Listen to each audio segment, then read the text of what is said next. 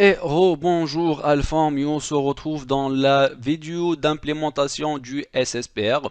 Donc avec cette vidéo là, on va voir ensemble comment peut-on implémenter cette fonctionnalité à nos utilisateurs et quels sont les paramètres nécessaires qu'on doit les mettre en place afin de réussir cette option de déploiement d'abord de cette fonctionnalité et quels sont les configs que les utilisateurs vont être ramenés à les mettre en place, telles que les questions de sécurité, la méthode d'authentification et ainsi de suite. Donc ici, d'abord, je me connecte sur le portail d'Azure AD.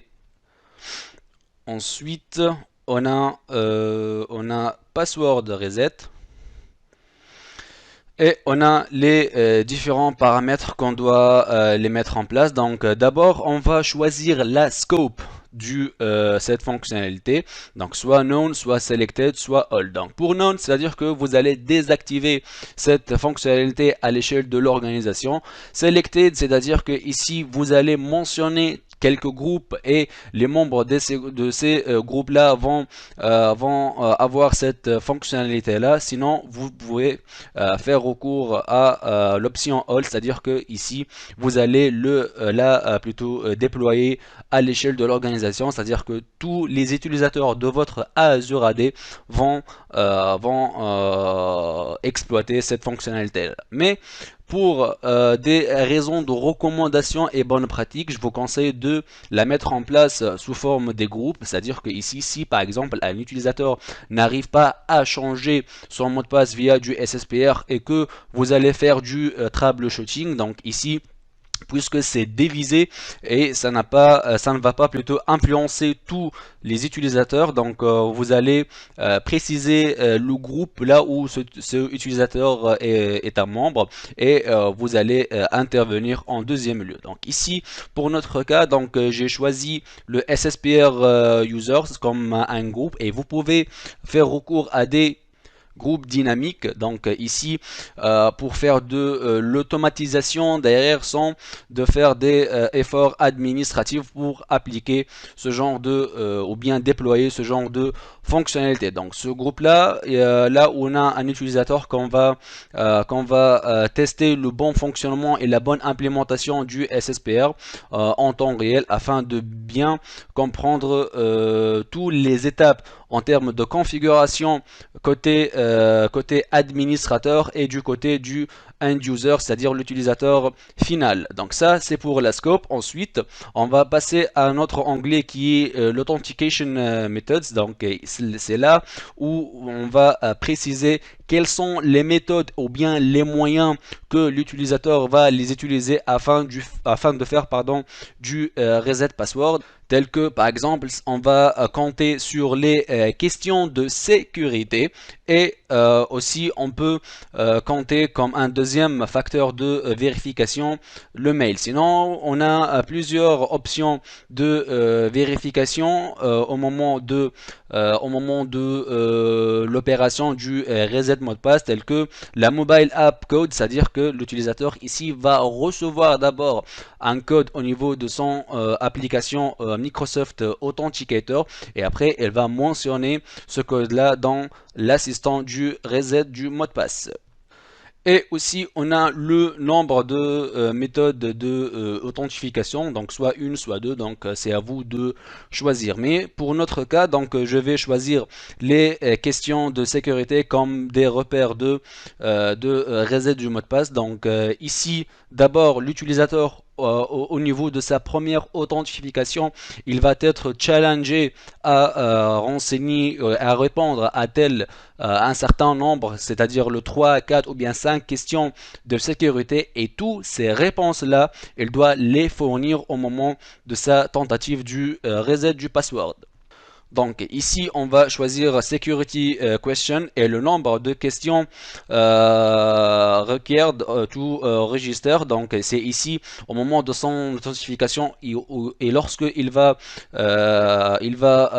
s'enregistrer, il va être inscrit dans la SSPR. Donc ici, on a trois questions. Sinon, le nombre de questions, number of questions, pardon, required to reset, c'est-à-dire que ici, au moment de l'opération du reset mot de passe. Donc la première, c'est au moment de l'inscription à la SSPR et la deuxième, c'est au moment de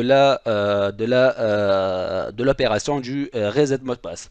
Donc ici, on va préciser les trois questions. Donc soit vous allez ajouter vos propres questions, soit il y a des questions prédéfinies par Microsoft que vous pouvez les implémenter. Donc il y a une panoplie, pardon, de questions que vous pouvez les mettre en place, mais j'ai déjà testé ça avec ces trois questions. Ensuite, donc ça, c'est pour les questions de sécurité et la méthode d'authentification et de l'inscription, d'abord au niveau du SSPR et après les questions de la tentative de reset du mot de passe, donc save.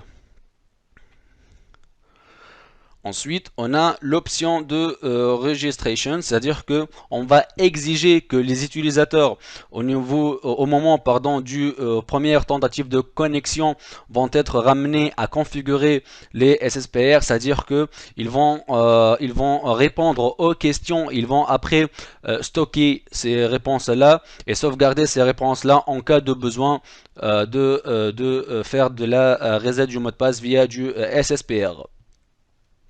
Sinon, on a un autre repère de configuration, c'est que au bout de combien de jours les utilisateurs vont être ramenés à enseigner les questions, les réponses, pardon, les réponses de sécurité. Donc ici, c'est par défaut à 180 jours. Donc sinon, vous pouvez avoir comme une période maximale de 730 jours. Donc c'est ici à vous de choisir.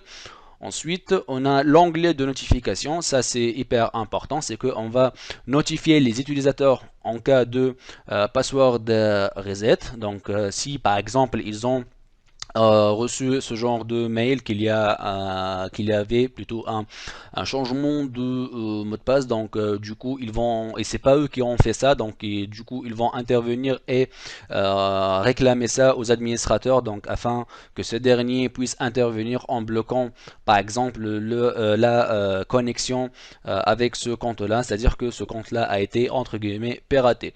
Notify all admin when other admins reset their password. Ça c'est hyper important aussi dans le cadre de protection des comptes privilégiés. Donc ici c'est que au moment du changement d'un mot de passe, donc d'un administrateur X, donc les autres administrateurs vont recevoir cette notification afin qu'ils sachent que il y a un changement, il y a ce genre d'action.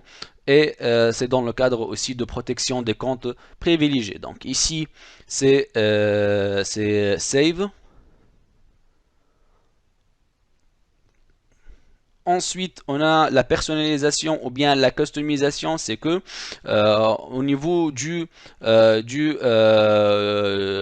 tentative plutôt du reset de mot de passe, c'est qu'on peut, mettre une URL là qui va aider plutôt les utilisateurs à faire convenablement cette tentative de reset mot de passe. C'est que par exemple vous avez un lien qui va les pointer sur un article de Microsoft ou bien un article interne, là où il y a les instructions nécessaires et un tuto pour faire du reset mot de passe sans de tomber dans le piège d'erreur. Mais ici, pour notre cas, on va pas implémenter ça, donc discard. Ensuite, on a un paramètre qui est très important, notamment avec du write back comme déjà évoqué dans la leçon précédente, c'est que si on a des comptes synchronisés et qu'on souhaite faire de la synchronisation de ce genre de changement de mot de passe, donc on doit faire appel au writeback, qui est tout simplement un paramètre à indiquer au niveau du Azure AD Connect. Mais ici je vous ai déjà mis tous les instructions d'après la documentation de Microsoft afin d'implémenter le writeback. Donc c'est ici que vous avez cette option là, plutôt cette URL là, qui va vous pointer à la documentation de Microsoft et que vous pouvez l'utiliser notamment lorsque vous allez implémenter la writeback, comme déjà dit, pour éviter toute manque de synchronisation entre les deux environnements Azure AD et l'AD DS. Ensuite, ça c'est pour récap. Donc ici, de la config que vous avez mis en œuvre. Donc, et sinon, il va vous pointer sur une documentation de Microsoft, là où il y a la implémentation de stratégie de mot de passe. C'est que ici, donc on va revenir à cette stratégie là. Donc ici, on va revenir à notre Azure AD. Là où on va voir l'implémentation du Smart Lockout ou les passwords policy. Donc c'est Smile Security.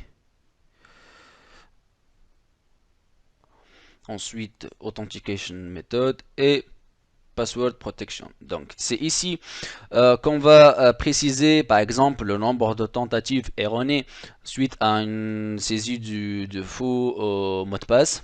Donc on va dire par exemple si après 3 tentatives de connexion et 3 fausses tentatives de saisie de mot de passe erroné, donc le compte utilisateur va être bloqué, et donc c'est ici qu'on va préciser la durée du blocage. Sinon, on a la custom banned password, donc c'est ici que vous allez déclarer la liste des mots ou bien des termes spécifiques que les utilisateurs ne doivent pas les implémenter dans leur mot de passe. Donc c'est ici par exemple je dirais AZERTY 1, 2, 3, 4, 5, 6, 7, 8 par exemple. 7, 6, 7, 8. Donc par exemple c'est ici. Si un utilisateur va mentionner AZERTY ou bien 1, 2, 3, 4, 5, 6, 7, 8, donc il ne sera pas accepté comme un mot de passe. Donc suite à des stratégies ou bien à des termes pardon, spécifiques à votre organisation, donc vous devez mettre en place ce genre de truc. Et on a le lockout threshold, donc c'est ici que vous allez mentionner le nombre de tentatives erronées là où les utilisateurs vont taper un défaut mot de passe, et ça ce sont les mécanismes par défaut implémentés par Microsoft afin de éviter toute attaque relative à des mots de passe tels que les passwords brute force. Donc revenons à notre sujet. Donc c'est ici qu'on a implémenté la SSPR, donc la scope, la méthode de récupération à travers les questions de sécurité, la méthode d'inscription des utilisateurs, les notifications. Ici, si on a un lien qui va aller pointer sur une documentation descriptive, là où on a les instructions nécessaires afin d'aider les utilisateurs à faire du reset de mot de passe. La on-prem integration, donc c'est ici où on va implémenter le writeback et ainsi de suite. Donc ici on va basculer à un autre compte là où on va essayer de faire du reset du mot de passe. Donc ici j'ai un utilisateur. Avant, je dois vérifier que l'utilisateur IT1 est un membre du groupe SSPR User, qu'on l'a indiqué au niveau du paramétrage du SSPR. Donc, d'abord, l'utilisateur doit se connecter pour activer le SSPR. là où il va mentionner les réponses des différentes questions de sécurité, puisqu'on a, on a paramétré ça comme méthode d'authentification. Donc, suivant.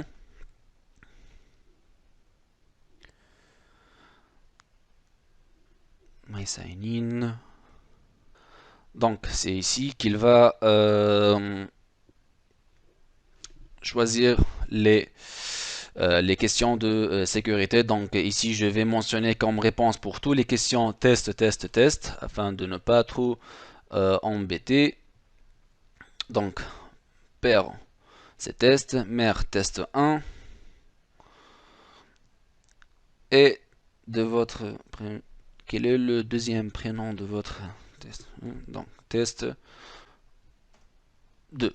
Donc, je vais enregistrer ces valeurs-là, et on va cliquer sur terminer.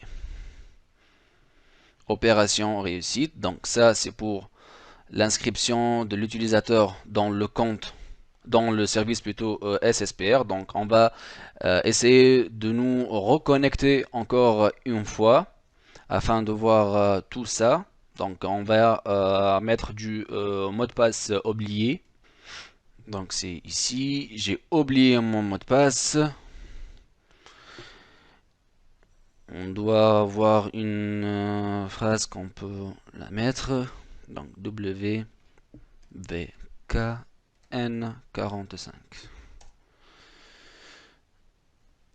Suivant, donc c'est ici qu'il va nous proposer les questions et on doit répondre avec les réponses qu'on l'a mentionnées dans l'étape de l'inscription. Donc ici, quel est le deuxième prénom de votre frère ou sœur aîné? Donc j'ai mis test 2 moi comme réponse. Ensuite, le nom, quel est le deuxième prénom de votre père? Donc test. Et de votre mère, c'est test 1. Suivant. Et voilà. Donc, on a la possibilité de faire du reset mot de passe, mais je vais par exemple inclure AZERTY. Donc, ce sont les deux mots de passe qu'on a déjà mis dans la blacklist entre guillemets du password protection. Donc, malheureusement, votre mot de passe contient un mot, une phrase ou un modèle qui le rend facile à deviner. Donc ça, ce sont les stratégies ou bien les policies qu'on a implémentées via du password protection. Donc ici, je vais mettre un mot de passe compliqué. Suivant. Juste, je vais...